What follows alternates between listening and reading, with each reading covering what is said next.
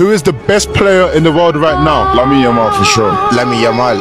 I am Madrid supporter, but it's Lamine Yamal with big difference of everyone. Lamine Yamal is. I think Lamine Yamal for sure. I am wearing Rafinha, but Lamine Yamal. Lamine. Bastoni a dit Lamine Yamal, défendre sur Lamine Yamal, réponse facile, c'est le meilleur joueur du monde. C'est la vérité. Et Inzaghi a dit après le match, j'ai jamais vu quelqu'un comme ça depuis que je suis entraîneur. Et Ousmane Ballon d'Or.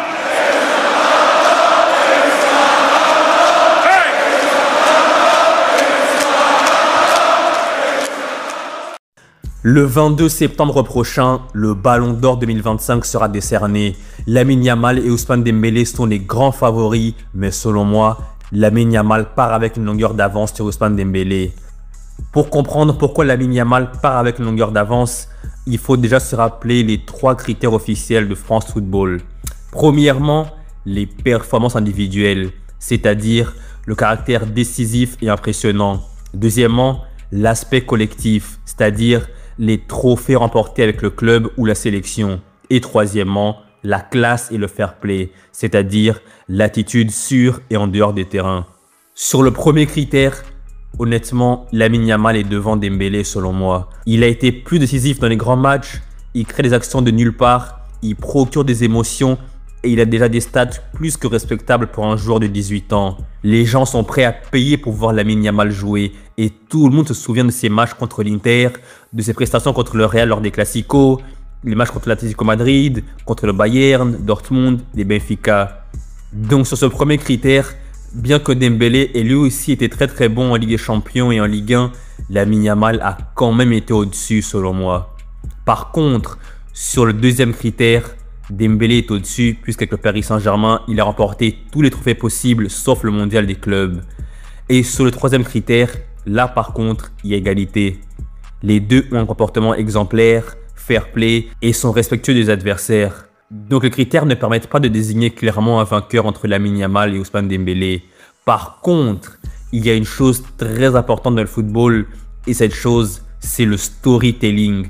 Le Ballon d'Or, c'est aussi et surtout une affaire d'histoire à raconter. Lamine Yamal, Ballon d'Or à 18 ans. C'est juste magique. Imaginez les gros titres. Le plus jeune Ballon d'Or de l'histoire. Ça deviendrait une légende instantanée. Un record qui resterait dans les livres pendant des décennies. France Football adore ça. C'est vendeur, c'est unique et ça dépasse même le foot. On parlerait de Lamine Yamal dans les JT, dans les pubs, bref, partout quoi. Et à l'heure actuelle, Lamine Yamal est la tête d'affiche du football mondial. Pas juste du Barça, pas juste de la Liga, mais du foot en général. Il représente la nouvelle génération, le renouveau. C'est un peu le visage officiel du football mondial actuellement. Donc là, on comprend bien que le Ballon d'Or ne récompense pas uniquement un joueur pour ses performances. Il y a tout un ensemble de choses qui vont déterminer le vainqueur. Et ce qui manque à Dembélé, c'est le fait de ne pas être un joueur entre guillemets Ballon d'Orisable. C'est-à-dire un joueur dont le statut, le nom et l'aura sont tellement forts qu'ils peuvent peser dans la course au Ballon d'Or. Un joueur Ballon d'Orisable, c'est un joueur qui jouit d'une reconnaissance mondiale. Son nom seul attire les votes, même pour ceux qui ne suivent pas les matchs. Un joueur Ballon d'Orisable, c'est un joueur qui incarne un style, une image ou une histoire qui dépasse le terrain. Et aujourd'hui, dans le football actuel, Lamine Yamal et Kylian Mbappé sont les deux têtes d'affiche du football mondial. Et ils ont plus de chances d'être Ballon d'Or s'ils réalisent une saison similaire à celle d'un autre joueur qui est candidat favori, mais qui n'est pas entre guillemets Ballon d'Orisable. D'où le fait que Lamine Yamal sera Ballon d'Or et non pas Dembélé, alors que si Mbappé avait eu les prestations de Dembélé cette saison avec les mêmes trophées remportés, ça aurait été lui le Ballon d'Or. Donc voilà toute la complexité de ce trophée. Et il y a un autre gros problème pour Ousmane Dembélé. Et ce problème, c'est qu'au Barça, Lamine Yamal est le seul joueur mis en avant. Pedri et Rafinha sont en retrait et semblent l'avoir accepté. Mais au PSG, c'est une toute autre histoire. Entre Dembélé, Vitinha et Achraf Hakimi, il y a une vraie concurrence pour briller médiatiquement.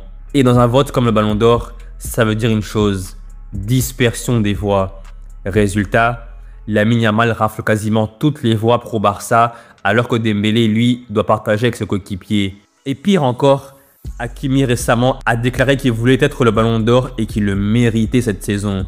Ça montre que dans le vestiaire du PSG, il y a de la compétition interne pour être le visage de l'équipe. Et ça, encore une fois, ça peut jouer contre Dembélé dans le vote final. Souvenez-vous, en 2019, Messi remporte le Ballon d'Or, mais beaucoup pensaient que Van Dijk, Mané ou Salah devraient le gagner. Le problème, c'était qu'à Liverpool, Van Dijk, Mané et Salah s'étaient dispersés les voix entre eux. Résultat, Messi a profité de la division pour passer devant. Et là maintenant, en septembre prochain, ça peut être pareil. Vitinha, Dembélé et Hakimi vont tous se partager des voix. Et pendant ce temps, Lamine Yamal, lui, va ramasser un gros bloc de vote. Et ça, pour moi, ça va faire toute la différence. Et bien évidemment, si Lamine Yamal remporte le Ballon d'Or, préparez-vous à entendre des critiques en provenance de Paris et Madrid.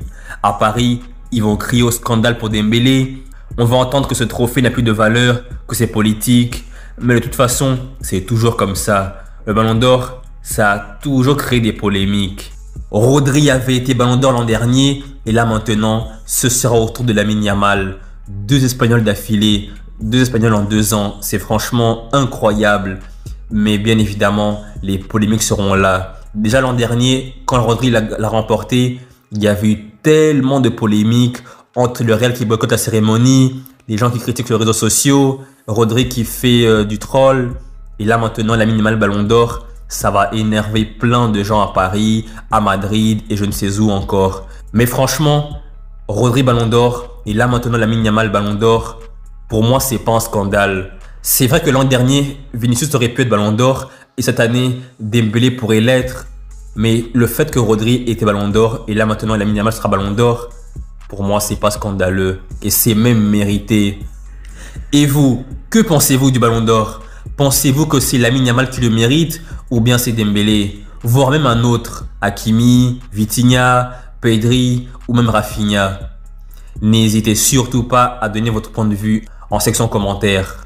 Donc voilà, c'est la fin de la vidéo. J'espère que vous avez aimé la vidéo et si c'est le cas, n'hésitez surtout pas à liker la vidéo, à la partager, à vous abonner et je vous dis à la prochaine pour une nouvelle vidéo. Salut!